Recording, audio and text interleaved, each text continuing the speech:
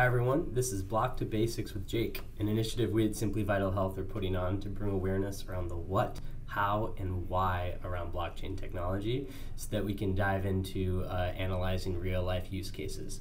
So the first lesson that we're going to focus on is what everyone's clamoring for. What is blockchain technology? And I'm actually going to use an example that doesn't have anything to do with technology at all. But before I do that, I'm going to give the real-life definition so we can apply that to our analogy. So very simply, blockchain technology is a distributed network of computers. And when you want to conduct a transaction with someone, maybe someone you don't know or you don't trust, this distributed network of computers validates the legitimacy of that transaction. And then once it's validated the legitimacy of that transaction using algorithms and cryptography, which we'll talk more about in the how, it creates an immutable audit trail. So understandably, a few of those points probably went over some people's heads. So the points that I want you to remember are this. One is we have a distributed network of computers. Two, the network verifies transactions. And three, it creates an immutable audit trail. That means an audit trail that can't be changed. Okay, so remember these three principles. Distributed network, this network verifies transactions, and it creates an audit trail.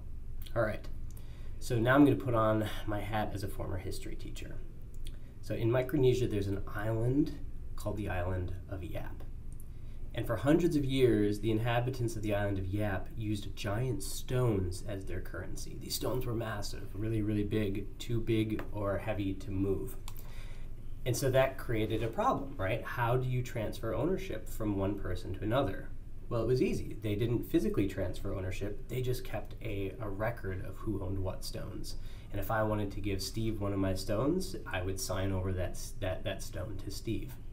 But now this obviously could create another set of problems. Well, what's to say that I don't say, oh yeah, Steve, you can have that stone, and then I say, no, never mind, it's mine, or what's going to stop me from giving that stone to somebody else as well? And so now Steve and Martha have to fight over who owns that stone.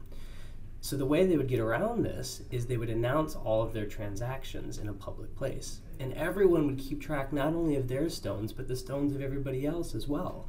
So that if I were giving one of my stones to Steve, everyone would be able to certify whether or not that transaction could indeed take place.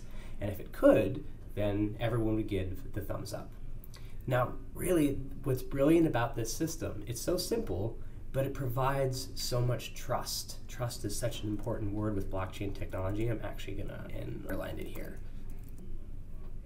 So think about the trust it provides. One, you can trust everyone that you're working with and doing transaction or business with because the entire community gives the thumbs up that a transaction takes place. Two, let's pretend I lose my ledger. Or let's say I lose my stone. In fact, there was an example of someone's stone who sunk at the bottom of the ocean, but it didn't matter because everyone knew it was there. It doesn't matter because the record of my ownership of goods exists in everyone's ledger. And three, if there's ever any question about who owned what when, the entire community has an audit trail of all the transactions that occurred previously. So this is almost exactly how blockchain technology works.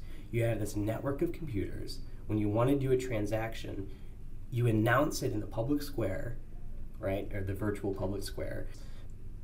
These computers work out a puzzle which basically verifies whether or not this transaction can take place, and then all of the other transactions are linked together in an audit trail that you can go back and see the history of transactions.